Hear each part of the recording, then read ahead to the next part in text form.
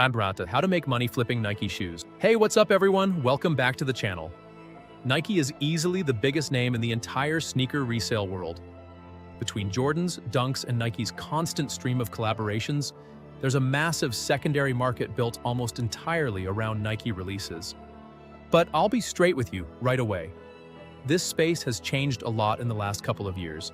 And if you go in expecting the buy for $200, sell for $2,000 stories you see online, you're going to be disappointed fast. So in this video, I'm giving you the real current picture of how people are actually making money flipping Nikes in 2026, with honest numbers throughout. Let's get into it. Number 1, understand how Nike releases actually work before you try to flip anything.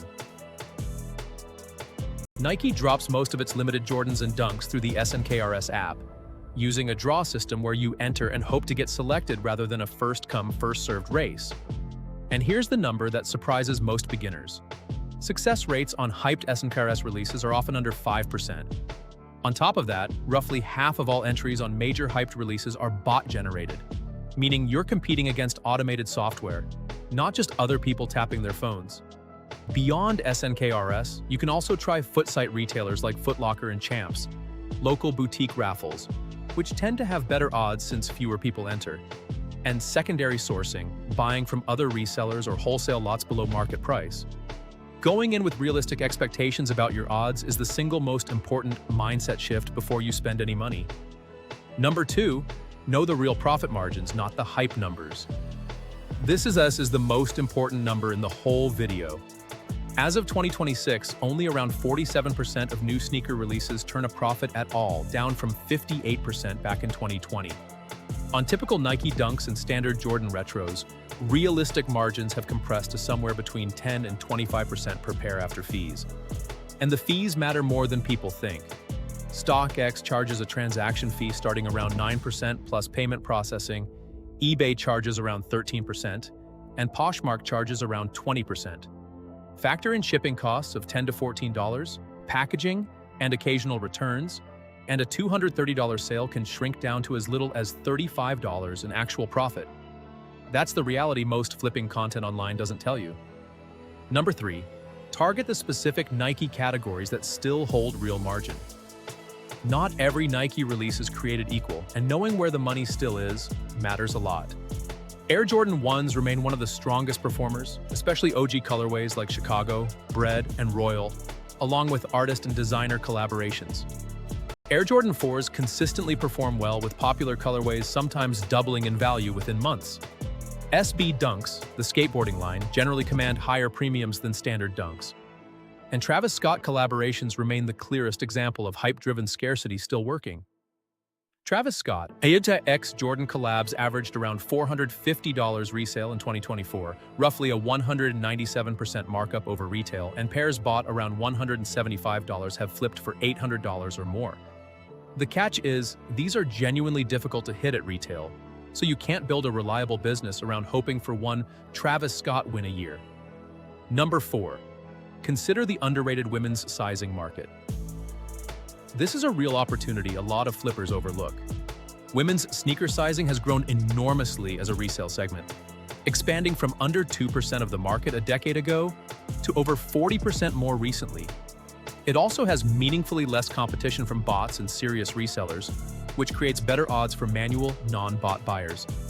As one specific example, Nike's Sabrina signature line retails around $130 and consistently flips somewhere in the $180 to $220 range, depending on colorway. It's not going to make you rich on a single pair, but the better odds and lower competition make it a solid, more consistent category to focus on compared to fighting bots for men's Jordan drops. Number 5, build volume through wholesale sourcing instead of chasing single hyped drops.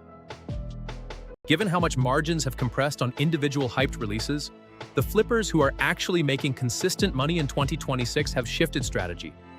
Instead of trying to hit one huge flip, successful resellers now commonly move 50 or more pairs a month through wholesale relationships, sourcing inventory somewhere around 20 to 40% below retail in bulk, and moving it at smaller but much more reliable margins per pair. This requires more upfront capital, commonly a few hundred to over $1,000 for a wholesale lot, but it turns flipping into a repeatable volume business rather than a lottery ticket, which is a meaningfully more sustainable approach than it was even a couple of years ago. Number 6, use consignment and multiple sales channels instead of relying on just one platform. Where you sell affects both your fees and how fast your inventory moves. Beyond StockX and GOAT, you can consign through shops like Flight Club and Stadium Goods, sell directly on eBay, or move pairs through local sneaker communities and conventions where there's no platform fee at all. Diversifying where you list and being willing to negotiate directly with buyers outside of the big platforms can meaningfully improve your actual take-home profit once you factor in how much fees eat into a typical sale. Number 7, protect your margins by keeping dead stock condition and original packaging. This is a simple thing that directly affects your profit. Dead stock pairs, meaning unworn with original box, papers, and accessories intact, commonly earn 25 to 150% more than the same pair without full packaging. Given how thin margins have gotten on a lot of standard releases, keeping every pair in genuinely mint, complete condition isn't optional, optional anymore. It's often the difference between a real profit and barely breaking even after fees. So that's the real picture of flipping Nike shoes in 2026. Understanding the draw and bought landscape, knowing realistic margins after fees, targeting the categories that still hold value, considering the less competitive women's market, building volume through wholesale sourcing, diversifying your sales channels, and protecting your margins through packaging and condition. If you're just getting started, I'd honestly recommend beginning with wholesale sourcing and consistent volume, rather than trying to hit a single hyped SNKRS drop, since that approach depends far less on luck and bot competition.